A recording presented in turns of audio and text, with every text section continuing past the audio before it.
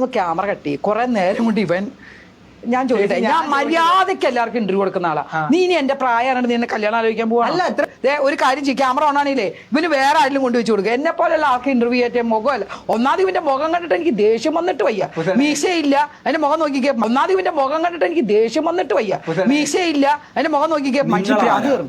നിങ്ങൾ ആരാ ഈ പയ്യന്റെ മുഖത്ത് നോക്കിയിട്ട്? നിങ്ങളെ ഇന്റർവ്യൂ ചെയ്യാനുള്ള മുഖമല്ല ഈ പയ്യൻ എന്ന് പറയാൻ നിങ്ങൾ ആരാ?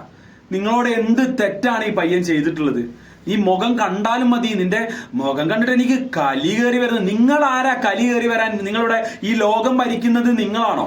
അല്ലെങ്കിൽ കേരളത്തിന്റെ മുഖ്യമന്ത്രിയാണോ നിങ്ങൾ പറയണൊക്കെ ഇവിടെ കേൾക്കാൻ? നിങ്ങളൊരു തേങ്ങയല്ല, അത് നിങ്ങൾ ആദ്യം മനസ്സിലാക്കണം. ആ പറയുന്ന ടിനി ടോം എന്ന് പറഞ്ഞിട്ടുള്ള ചങ്ങായി, അൻസിബ എന്ന് പറഞ്ഞിട്ടുള്ള ആ പാവം സ്ത്രീയെ ഡബിൾ ഡാഡി എന്ന് പറഞ്ഞു. അതായത് ആ രീതിയിൽ സംസാരിച്ച് ആ വ്യക്തിയെ സപ്പോർട്ട് ചെയ്ത രണ്ട് വൃത്തികെട്ട ജന്മങ്ങൾ. അതിലൊരു ജന്മല്ല നിങ്ങൾ ഈ പയ്യനെ നോക്കിയിട്ട് പറഞ്ഞില്ലേ? നിങ്ങൾ ഈ പയ്യനെ നോക്കിയിട്ട് വൃത്തികെട്ടവൻ എന്ന് പറയാൻ, ഈ വൃത്തികെട്ട മുഖാണെന്ന് പറയാൻ നിങ്ങളോട് ആരാ പറഞ്ഞു? നിങ്ങളെ മുഖം നല്ലതാ? നിങ്ങളെ മുഖം നല്ലതാണോ എന്ന് ആദ്യം കണ്ണാടിയിൽ പോയി നോക്ക്. ഈ ജനങ്ങൾക്ക് മുന്നിലേക്ക് ആണുങ്ങളെ എന്തും പറയാന്നുള്ള അവസ്ഥയിലേക്ക് ഒരു സ്ത്രീ മാറിയിട്ടുണ്ടെങ്കിൽ ഒരു ജനങ്ങൾ നോക്കി നിൽക്കൂല, ഒരു പയ്യന്മാര് നോക്കി നിൽക്കൂല. ഇതുപോലെ റിയാക്ട് തന്നെ ചെയ്യും. ഇവന്റെ മുഖത്ത് നോക്കിയിട്ട് ഇവൻ എന്ത് തെറ്റാ ചെയ്തത്? നിങ്ങൾ ഏജ് ചോദിച്ചോ?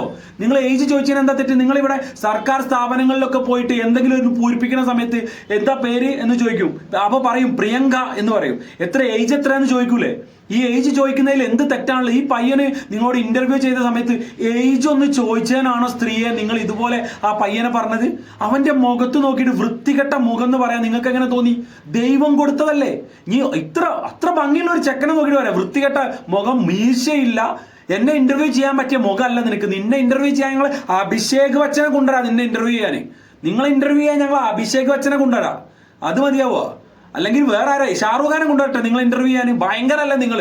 കലാ കൈരളിക്ക് ഭയങ്കര സംഭാവന കൊടുത്തിട്ടുള്ള ആളല്ലേ നിങ്ങൾ?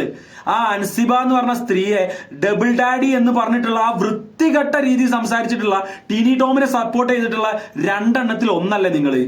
നിങ്ങളാണോ ഈ പയ്യനെ പറ്റി അനാവശ്യം പറഞ്ഞേ? ഇതൊക്കെ കണ്ട സമയത്ത് ഒന്നും മിണ്ടാതെ പോവില്ല. ഞങ്ങൾ ആ പയ്യന് വേണ്ടി സംസാരിക്കും. ഞങ്ങൾ ആണുങ്ങളുണ്ട്, ആണുങ്ങളെ സപ്പോർട്ട് ചെയ്യാൻ. ഇതുപോലെ സംസാരിക്കുന്ന സ്ത്രീകളുണ്ടല്ലോ, ഒരു സ്ത്രീയും സപ്പോർട്ട് ചെയ്യല്ലേ.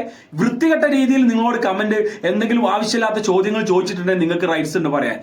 ഏജ് ചോദിച്ചതിന്, വെറും ഏജ് എത്ര എന്ന് ചോദിച്ചതിൽ എന്താണ് തെറ്റ്?